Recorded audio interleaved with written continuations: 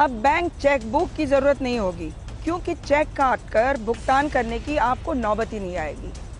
नहीं जरूरी होगी बैंक की पासबुक कि आपको पैसे का हिसाब किताब रखने में सुविधा होगी, वैसी नौबत ही नहीं आएगी। अगर मैं आपको कहूं कि अब बैंक ही नहीं रहेंगे जिसको आप बैंक समझते हैं, तो आपको हैरानी होगी, डर भी लगेगा। कल्पना कीजिए बैंकिंग सर्विस के समानांतर एक नई व्यवस्था आ जाए जिसमें ना तो वकील की जरूरत, ना ही अकाउंटेंट की, ना बैंकर्स की, ना इमिग्रेशन अधिकारियों की, ना ही सरकारी अधिकारियों की, और देश में ट्रांजैक्शन जारी रहे।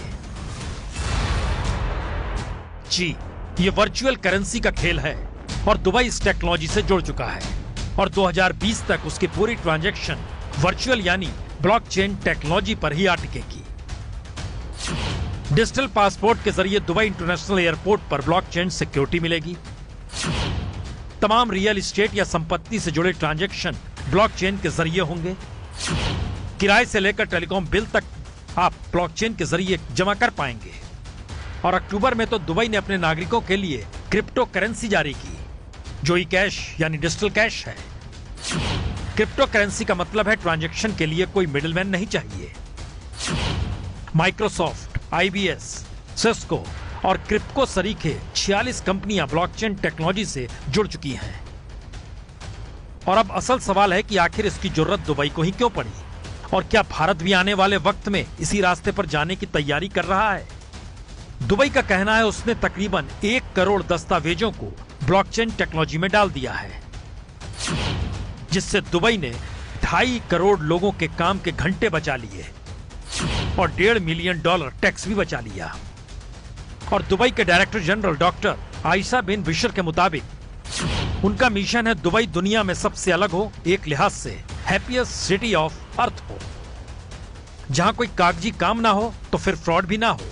और दुबई का टारगेट 2020 का है, और भारत भी क्या 2020 तक इस दिशा में बड़े पैमाने पर बढ़ना चाहता है। ब्लॉकचेन का मतलब साफ है, ना ही रहेगी बैंक, ना ही रहेंगे बैंकर, ना ही रहेंगे मिडलमैन जो आपको ट्रांजैक्शन में मदद करते हैं। यानी एक ऐसी वर्चुअल व्यवस्था जिसमें बागडोर होगी सरकार के हाथ में, वही रखेगी आपके पाए पैसे का हिसाब। बैंकर गायब यानी रोजगार गायब। तो आखिरी सवाल यही है, क्या यह भारत जैसे लोकतांत्रिक देश में संभव है, या फिर भारत भी इसकी तैयारी कर रहा है और आने वाले वक्त में कोई मिडिल मैनेजमेंट जॉब रहेगी नहीं। यह सिर्फ एक सवाल है, पर इसकी गंभीरता इससे भी समझी जा सकती है अगर भारत में असमानता चरम पर है। हालातों ने 1921 वाली स्थिति को पकड़ लिया है, तो फिर कई थ्योरियां हैं। मसलन असमानता बढ़ेगी तो समाज में असंतोष बढ़ेगा। असंतोष करप्शन से लेकर लूटपाट की स्थिति भी बनाएगा, और पैसों वालों को राहत के लिए ब्लॉकचेन टेक्नोलॉजी फिट बैठती है।